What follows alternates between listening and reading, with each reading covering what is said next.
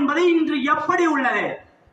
மேல் சாதி கீழ் சாதி என்று பிரிக்கிறோமே, அதில் மேல் சாதியில் இருக்கிறதா உன் சுதந்திரம் அல்லது கீழ் சாதியில் இருக்கிறதா உன் சுதந்திரம்?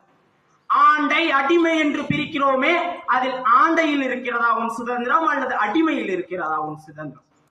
கொத்தடிமை கூலிக்காரன் என்று பிரிக்கிறோமே, அதில் கொத்தடிமையில் இருக்கிறதா?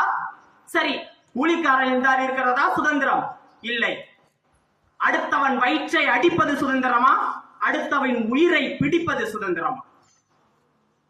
மருத்துவ சீட்டையே பணம் கொடுத்து மடக்குகிறாயே, அது சுதந்திரமா?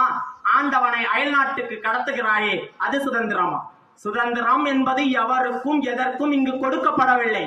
ஏனென்றால் காற்றுக்கு சுதந்திரம் கிடைத்தால் அது சூறாவளியாக மாறும், நீருக்கு சுதந்திரம் கிடைத்தால் அது வெள்ளமாக மாறும், மழைக்கு சுதந்திரம் கிடைத்தால் அது புயலாக மாறும். மனிதனாகிய நமக்கோ சுதந்திரம் என்பது ஒன்று கிடைத்தால் நாம் எல்லாம் மிருகமாக மாறிவிடுவோம். அதனால் தான் கூறுகிறேன், இங்கு யாருக்கும் எதற்கும் கிடைக்கவில்லை சுதந்திரம். நான் இந்த அத்தனை தகவல்களும் சேமித்த இடம் நமது நூலகம்தான்.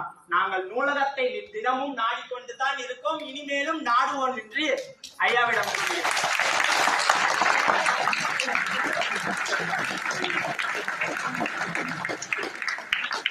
இறுதியாக ஒன்றை மட்டும் கூறுகிறேன்.